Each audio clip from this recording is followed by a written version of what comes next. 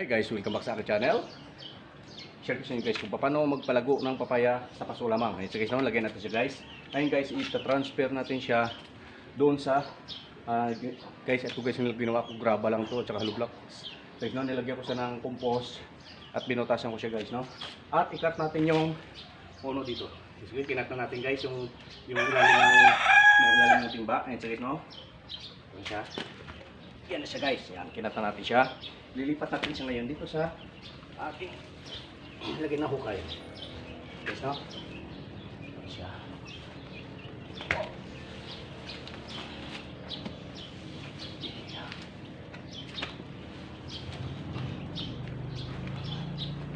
Yan siya. Guys, no?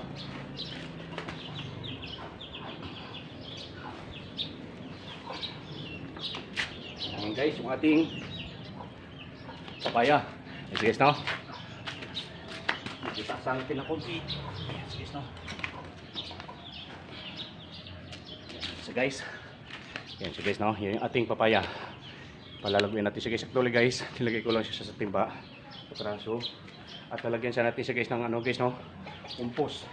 Galing dito sa mga pinabulok ko rin na mga yes, guys, no?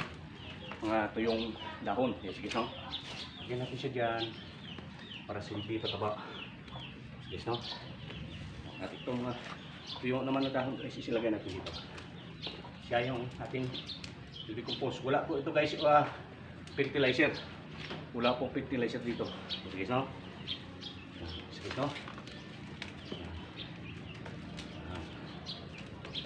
Yan yung ating papaya guys, kung paano natin palagay. Yes, actually guys, pinalaki ko na siya sa timba lamang. Yes, no? Ikot, no? Guys, yan. Yan. Siya. Yan guys, yung ating yan. Guys, no? Ayun dito guys, maglagay din tayo ng sa kanyang gilid. Guys, no? Yan. Guys, no? 2 months ko rin siyang inalagaan guys, no? Yung papaya na yan, simula ng buto. Guys, no? Yan. Yan.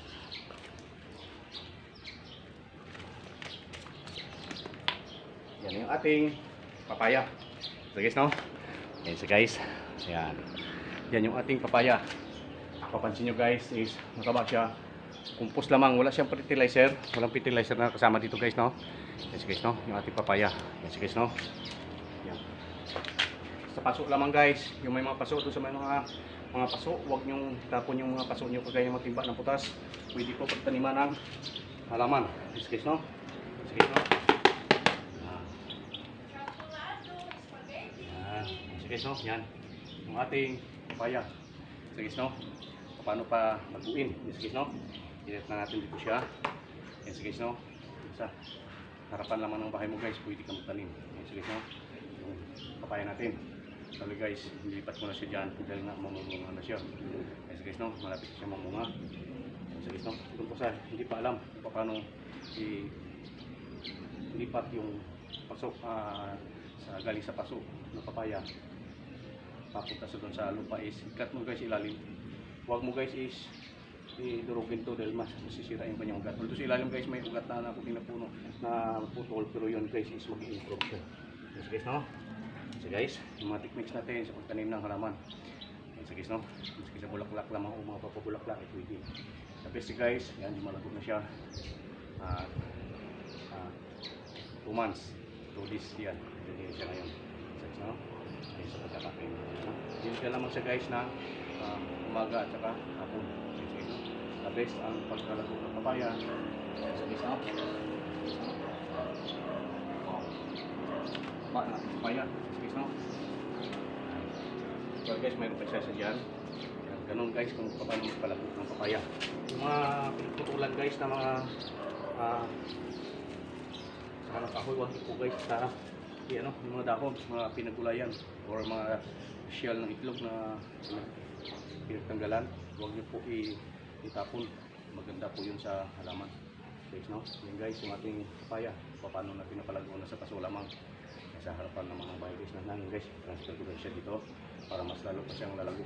Kasi so, lalo pa siyang swimming pool. Kumbaga, lalago pa yung kanyang dahon at mga puno. Gusto ko siya guys palakihin pa. At i-improve ko siya. Yes guys, no? Yan guys yung ating sharing techniques ngayon sa pagtanim ng halaman. Kaway-kaway naman dyan guys, no? Bago pa pala sa aking YouTube channel, please maaari mo lamang subscribe, click notification bell, i-follow na rin yung aking YouTube at saka TikTok. Yan guys, no? Marami pa akong sharing techniques regarding sa mga halaman na share ko sa inyo. Yan guys, no? Yung regarding sa mga halaman guys, kung paano siya pag-ibig. Yan guys, no? Thank you so much. Ito ang aking papaya. Yan guys, no? At sa ano pala guys, no? Pag ikaw i-transfer na siya, bago ka maghukay doon, diligan mo muna siya ng tubig. Guys, no? Mga kalating timba. Tapos, diligan mo rin yung puno. Mamaya guys, diligan mo rin siya. Yes guys, no? Yes guys, no? At yung palibot nun guys, is kailangan lagyan mo siya ng lahat ng mga kumpus o kaya yung lupa na yung kumbaga yung mga durog sa kaho, mga durog na halaman ay dyan mo siya ilagay. Sige, no? Lagyan mo siya sa gilid para mag-improve yung kanyang ugat. Sige, no? Na madali lamang kumuha ito guys. Sige, no? So, hindi pa alam. Sige, no? Paano halaman.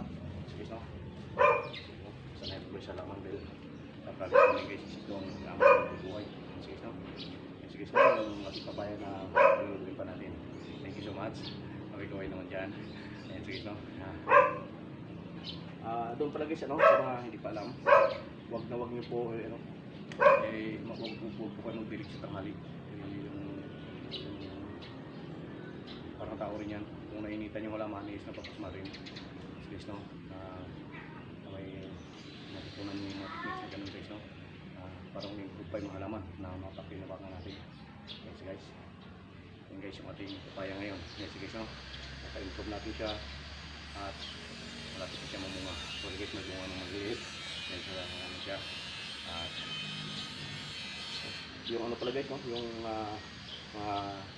Yung pinagugasan ng bigas. Kung kayo nagsasaing, huwag nyo po itapon yun. The best yun sa halaman. Yun po ang ating sekreto sa pagtanim ng halaman. Yes guys, no? Huwag ka guys magdilig, isakto doon sa puno. Kung sa paso siya, sa gilid ka ng paso magdilig. Kung naman sa lupa naman, is isang langkal, simula doon sa puno, yun ang diligan mo. Huwag po dito mismo sa puno, pag lalo na pag maliit pa siya, yung kanyang ugat is masisira. No? Thank you so much. At kung pagdilig ka pa guys, is make sure guys na nabasa hanggang sa ilalim. Yun po ang labis na halaman. Thank you so much. And welcome sa aking pagpuntaan.